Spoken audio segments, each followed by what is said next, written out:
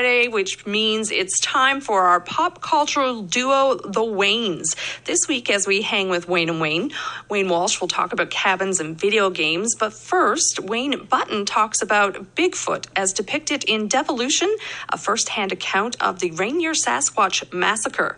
Here's a clip from the book. But for whatever reason, we were the ones, not them, who couldn't wait to flee into the vast new continent. And what if enough time went by for us, this weak little species, to build up our numbers and our confidence to eventually challenge the larger primate for dominance of North America? What if that's why they've remained so elusive? Because they knew what would happen if they stepped out of the shadows. They saw what we did to the saber-toothed cat, the dire wolf, the giant bulldog bear. They saw what we did to enough of them to realize that they were on the wrong side of evolution, at least until Rainier. Josephine Shield thinks I'm going too far. She's all about ecosystem and caloric needs, and maybe she's right.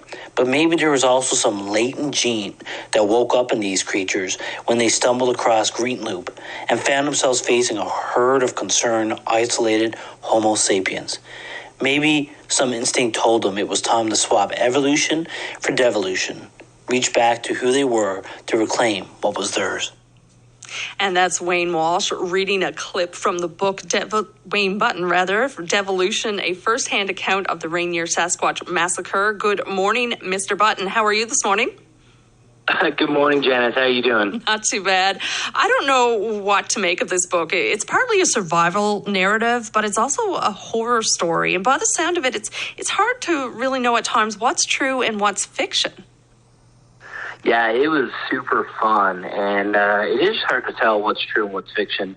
Max Brooks, the author, actually puts a whole lot of effort into researching on this. I've actually heard him state once in an interview that for every hour he writes, he does about 10 to 100 hours of research. So he definitely leaves you at the end of the book knowing that you trust him and the path that he took you. It's a really fun book. Basically what happens is it takes place in Washington State, just outside Seattle, and actually just a little bit outside a real volcano called Mount Rainier. I never knew this existed. When you say volcano, you kind of think Hawaii and those areas, but there's actually a volcano in Washington State. And it takes place at a fictional town called Greenloop, which is a really eco-friendly type of town. You can order your groceries and have it delivered by a drone. Packages are sent by electric van. However, it's not completely off the grid. You have a smart house, really high-tech internet and things of that aspect. It's kind of where people go to, rejuvenize and reinvent themselves. And everything's pretty calm in this town until Mount Rainier actually erupts. So it actually cuts the town off from the rest of civilization, and it's one road is blocked off by the volcano ashes. And so, you start to see characters evolve. Some people say, well, we'll settle in. We're probably going to be rescued in a couple of days. And some characters start to get in survival mode, thinking that, nope, this is going to be a long time. We're probably going to be here all winter. And what really ends up happening is Greenloop finds out that they're probably not alone. Not only are they cut off from civilization, but a herd of Sasquatch have been cut off from their regular hunting grounds, and now they have to eat. So this is all fictional, of course, the town and whatnot, but is there any true science behind it all? There is. Actually, throughout the book, it's written really well, because throughout the book, it does bring out some past novels. It does bring out some science behind Sasquatch and evolution and things like that. But yes, the town Greenloop is completely fictional. And I guess whether or not people believe in Sasquatch or not, well, that's up for them to decide after they're done reading this book. But yeah, it's extremely interesting. A lot of fun is the way I would describe it. Wayne, what did you know about the Bigfoot legend before you picked up the book? Not a whole lot. I mean, growing up, I used to really be interested in, Bigfoot, especially when you watch unsolved mysteries and things like that. You'd hear about Bigfoot. And we do live, obviously, in a town and an area with vast amounts of forest. So I didn't know very much about it. And, after reading the book, if you said, do I believe in it? It's hard to tell. Part of me believes that it probably did exist at some point through evolution. I mean, they talk about that a tiny bit in the book, whether or not they're still around. Scientifically, it could happen. It does make sense that it actually would be in Washington State in that area. But, until I actually fully see something to prove otherwise, I can't say I believe in Bigfoot. But this book brought me pretty close. I don't know if you've ever heard the story of the Traverse Pine Sasquatch, but there was actually what was believed to be a Bigfoot found here in Labrador. Really? Okay. No, I never found that in the book. I'm going to have to look into that, though. Yeah. So there's, there's claims that it was here. So I don't know, but it's definitely something that you should look up for sure. Wayne, who do you think should pick up and read this book?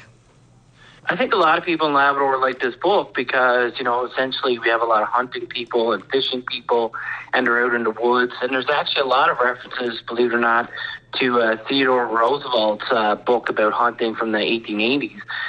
So I think a lot of people in town, whether or not they believe in Sasquatch, would like this.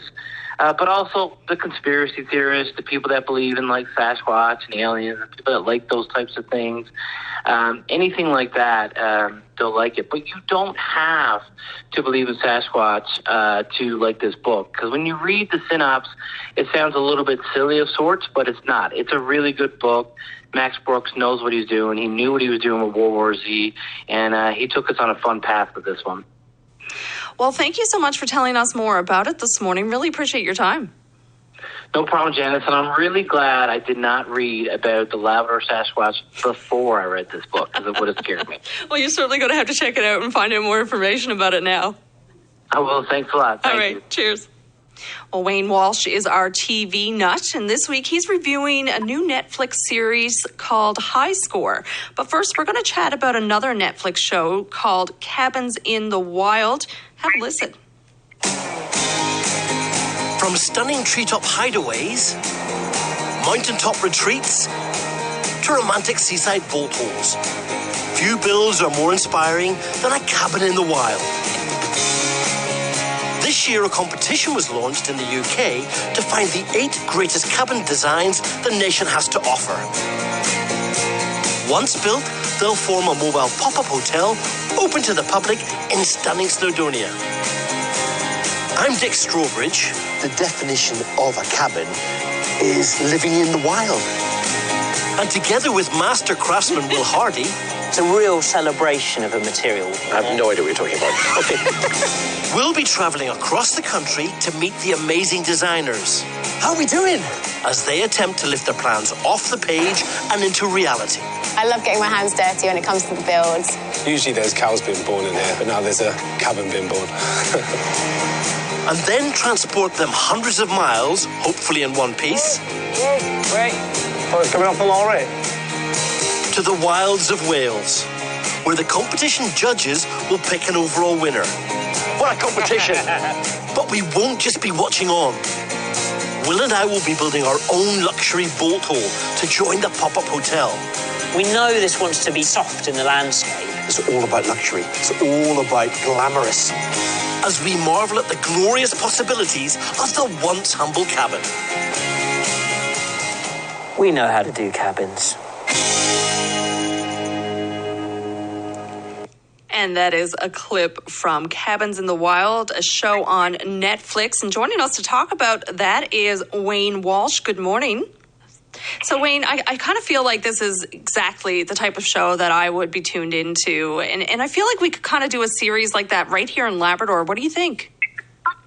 Oh, not a doubt. We have amazing cabins in this area that are hidden in the wild, but the show is more about a novelty kind of cabin, and we're still waiting to see some of them around here. So what drew you to this Netflix series? One of those nights where you're just sitting there with the wife and you're trying to find something that two of you can get along with and find something to keep you both interested, and this one popped up and we started watching it, and it caught our attention real quick. Now, it sounds pretty inspiring. Has it inspired you to build a cabin of your own? Not yet. The show's cabins are a little bit different than ones that we would see here, but for being in Labrador and the cabins being one of the biggest things that you can enjoy around this area, I just think it's something that people around here would like to see where it's a bit different. So what makes this show so unique? What kind of cabins does it depict?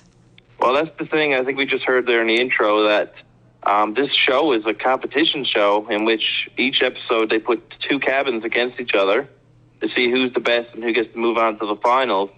So not only does it have the HGTV kind of thing where you're going to watch people build a cabin that's ultra modern and completely different than anything you've ever seen before, but they also want to make it so that it only fits on the back of a truck.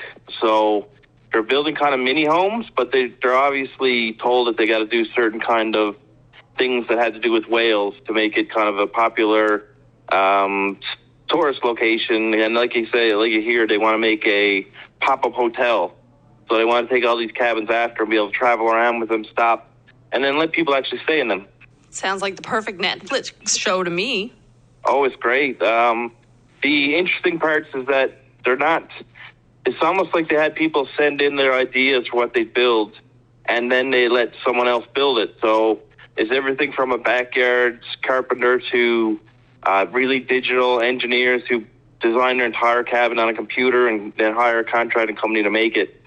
Because some of the titles and you'll see on the show is that the first episode right off the bat, you'll see them and they make something called a dragon's eye and a dragon's claw.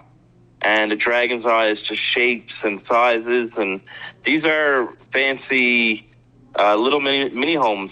So they have everything you need, but they fit the back of a pickup, back of a loading truck that you can bring them wherever you need to and pop them up where you want. Now, talking about dragons, that kind of leads us to the next series that you've been watching, and it's all about video games. Can you tell us a little bit more about what that series is?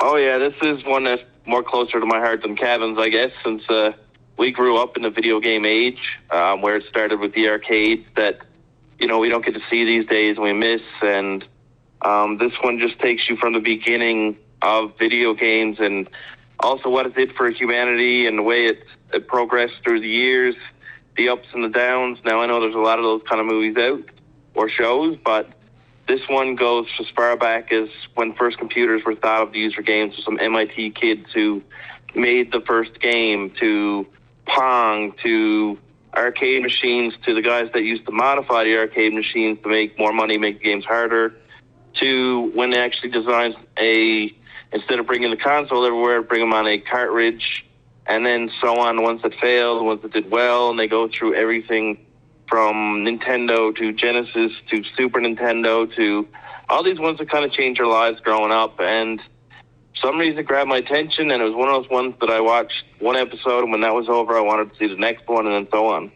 Well, it certainly got our attention this morning as well. I want to say thank you so much for joining us and telling us a little more about these shows. Oh, you're welcome. And that was Wayne Walsh reviewing two shows available on Netflix, one called Cabins in the Wild, the other High Score. Before that was Wayne Button, both from Labrador West.